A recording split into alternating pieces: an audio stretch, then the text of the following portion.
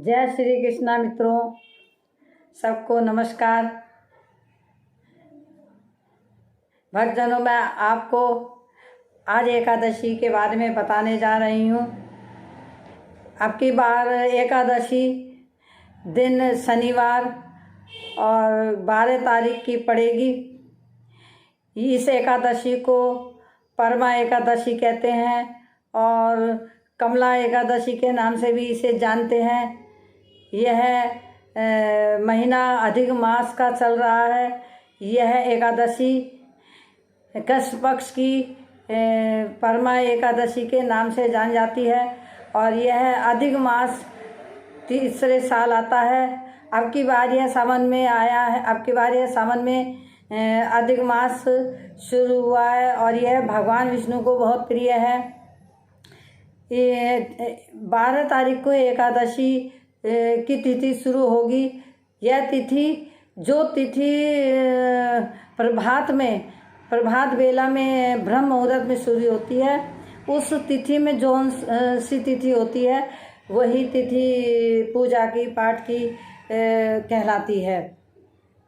शुभ काम हो या कोई भी हो, उसमें तिथि जरूर देखते हैं। तो अब की बार एकादशी की तिथि 12 तारीख में शुरू है और 13 तारीख में इस व्रत का 6:13 से 18:13 तक इसका पारण कर लेना चाहिए। अगर आपने 13 तारीख को यह पारण समय के हिसाब से अगर आपने नहीं करा तो ये व्रत फिर द्वादशी लग जाती है। जितना हमें व्रत रखने का फल मिलता है भक्तों, उतना ही हमें व्रत खोलने का भी हमें उसके बारे में जानना चाहिए। हमें सवेरे उठ के नहाना चाहिए, अच्छे साफ सुथरे कपड़े पहनने चाहिए। जिस तरह हम अपने किसी रिश्तेदार के जाते हैं और हम अच्छे कपड़े पहनते हैं और साफ कपड़े पहनते हैं, नए कपड़े पहनते हैं, तो सोचो जब हम एक नॉर्मली इंसान के घर जा रहे हैं तो कितने अच्छे कपड़े पहनते हैं। तो इस तरह हमें भगवान की पूजा में अच्छे कपड़े पहनने चाहिए और फटे हुए कपड़े हमें नहीं पहनने चाहिए। क्योंकि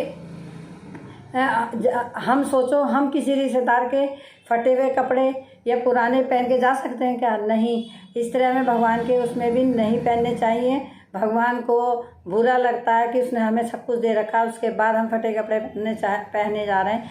गाइस, मैं चाहती हूँ कि अगर हो सके तो हमें पीले रंग के कपड़े पहनने चाहिए। क्योंकि पीले कपड़े में जो पूजा की शक्ति या भगवान की जो दिव्य शक्तियों को खींचने की ताकत पीले रंग में होती है, वो किसी और रंग में नहीं होती। आपने देखा होगा पीले रंग के फूल भगवान को अर्पण होते हैं। जब भी हम कोई पूजा पाठ करते हैं पीले रंग का कपड़ा पहनते हैं। तो हमें पीले रंग के कपड़े को ज़्यादातर कोशिश हो तो हमें पीले ही कपड़े पहन के पूजा पाठ का कार्य कोई भी काम हो हमें करना चाहिए और ज़्यादातर ब्राह्मण लोग करवाते हैं। तो गाइज, आपको ज़रूर अच्छे कपड़ों का वो करना चाहिए। शाम को आपको गौशाला में जाएं, गाय के आगे दीपक जलाएं, गाय को कुट्टी के पैसे दे आएँ। गौशाला में कुछ भी गाय के लिए कर सकते हैं। गाय का आप दूध भी एकादशी के दिन पी सकते हैं और अच्छा है। और आपको गाय के गौशाला में जाकर आप दीपदान भी करके आ सकते हैं। मैं तो यूँ कहूँगी कि और आपने जिस दिन आपको एकादशी का व्रत आप रखना चाहते हैं उससे एक दिन पहले आप ना तो आप चावल खाएं, ना ही कटहल की सब्ज़ी खाएं और ना ही प्याज खाएं। शाम को 10वीं के दिन आपको तामसी भोजन नहीं करना है। आपको अच्छा सात्विक भोजन करना है, जिससे कि हमें जो हम पूजा पाठ करते हैं उससे हमें ऊर्जा प्राप्त होती है और हमें शक्तियाँ प्राप्त होती हैं। लेकिन वो शक्तियाँ हमारे को ये चीज़ें पेट में होती तो हमारा मन भी मलिन रहता था। उन्हें शक्तियों को खींचने में हमारा मन भी साथ नहीं देता।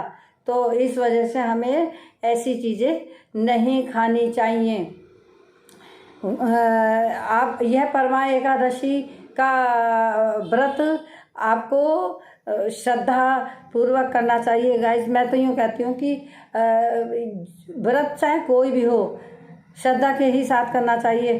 परंतु जैसे हम कोई भी एकादशी का व्रत रखते हैं तो उसका जो हमें पुण्य मिलता है उससे दुगना करोड़ों गुना फल हमें पर ये अधिक मास में जो ये एकादशी आती हैं इसका हमें करोड़ों गुना फल मिलता है। और इसमें यदि हम कोई दान भी करते हैं ना तो हमें करोड़ों गुना दान का भी फल मिलता है।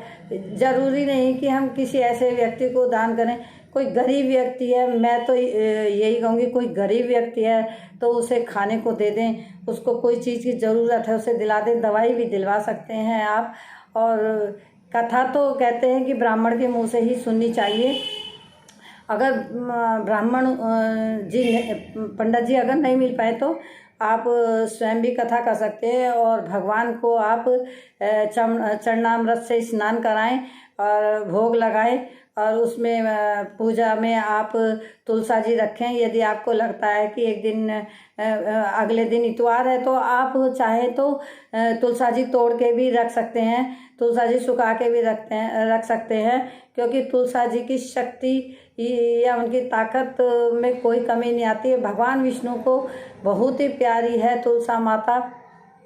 हर हिंदू को तो अपने घर में तुलसा जी जरूर लगानी चाहिए, क्योंकि इनके अंदर से ऐसी वाइब्रेशन निकलती है। इनके पास भी यदि हम बैठ के कोई कार्य करते हैं, खाना वगैरह खाते हैं या कोई पूजा पाठ करते हैं, उससे हमें दुगनी ऊर्जा प्राप्त होती है। तो हमें तुलसा जी भी पहले ही रख लेनी चाहिए। इसके बासी होने से कोई फर्क नहीं पड़ता। भगवान विष्णु को बहुत प्रिय है। और सुबह जब हम पूजा शुरू करें तो हमें सबसे पहले भगवान के आगे संकल्प लेना चाहिए। जैसे हाथ में फूल ले लें, चावल नहीं लेने चाहिए, तिल ले लें, कोई मीठी चीज़ ले लें, पैसे ले लें और भगवान के आगे संकल्प करें कि मैं आज एकादशी का व्रत करूँगा और भगवान मेरी विनती है कि आप मेरे अंदर शक्ति भरें, मैं आपका स्मरण चिंतन कर सकूं और संकल्प लें कि मैं आज आपका व्रत करूंगा और अपने गोत्र का नाम भी बोल दें। और फिर आप भगवान के लिए आसन बिछाएं, कोई कपड़ा हो वो बिछा दें, फूल चढ़ा दें और विष्णु भगवान की आरती अगर हो सके तो कपूर से करें, क्योंकि भगवान को कपूर बहुत प्रिय है। मैं भक्तजनों मैं ये कहूँगी आपसे कि यह एकादशी भगवान विष्णु को बहुत ही प्रिय है और इस व्रत के करने से जन्मांतर के करोड़ों जन्मों के पाप नाश हो जाते हैं और कोई भी शारीरिक कष्ट होता है वो भी दूर हो जाते हैं। कुछ हम लोग बहुत से लोग कहते हैं कि कहीं कुछ दूर नहीं होता, कोई कष्ट नहीं कटता, लेकिन ऐसा नहीं है। पता नहीं कौन सा कष्ट हम पे ऐसा था जो हमारा इतनी पूजा करने के बाद वो कटा और आगे का सही समय हमारा कटे। भगवान पे विश्वास रखना चाहिए। मेरे को तो अटल विश्वास है और अटल से भी ज़्यादा अटल विश्वास है और मैं तो कहूँगी आपको भी अटल विश्वास रखना चाहिए। भगवान शंकर भी भोलेनाथ है।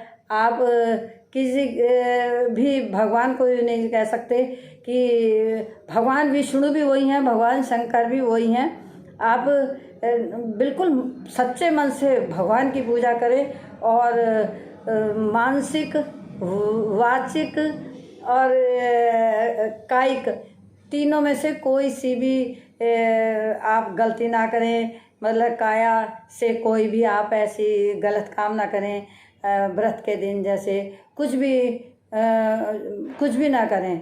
और वाचिक जैसे आप झूठ ना बोलें, गाली ना दें किसी को, मानसिक कोई आप मन में कोई गंदा विचार ना लाएं, कुछ भी ऐसा नहीं हो कि जो आपको मतलब परेशानी अच्छा भगवान को बुरा लगे, ऐसा कोई भी गलत काम ना करें। अगर आपसे कोई गलती हो गई है तो आप भगवान के आगे माफ़ी मांग लें कि भगवान मेरी गलतियों को माफ़ कर दो। इंसान तो गलती का पुतला है और गलती तो इंसान से होती है। भगवान तो सबकी सुनते हैं और बिल्कुल पक्का सुनते हैं। यह मेरे को भगवान पे अटल विश्वास है। आप लोग कोई भी अगर इस विधि को बताने में या इसके एकादशी के बारे में बताने में यदि मेरे से कोई गलती हो गई हो तो आप उसे माफ़ कर देना। मैं आपको एक बात और बताना चाहती हूँ कि यदि आप जब भी कभी पूजा करें तो आप हमेशा बड़ा सा आसन बिछा के पूजा करें। आपका कोई कपड़ा भी ज़मीन में नहीं छूना चाहिए और जब आप उठें तो कटोरी में गंगा जल लेके पूजा में बैठें। आपको आचमन भी करना चाहिए 3 बार और 1 बार हाथ में जल लेके अपने शरीर पे छिड़कना चाहिए और उसके बाद 3 बार जल लेके पीना चाहिए कि ताकि हमारा मन शुद्ध हो और हमारी जुबान या हमारे मतलब को 3 इसलिए जाते हैं 3 जैसे शरीर के लिए, मुंह के लिए, सबके ऐसे कि हमारा शुद्ध हो जाए हमारा सारा शरीर। हम झूठ ना बोलें, गलत बात ना सुने, तो उसके लिए 3 आचमन लिए जाते हैं तो हमें लेने चाहिए। और उसके बाद जब हम पूजा करके उठे तो हमें 1 चम्मच जल अपने आसन के नीचे बीच डाल के जब उठना चाहिए, क्योंकि जब हम कोई पूजा पाठ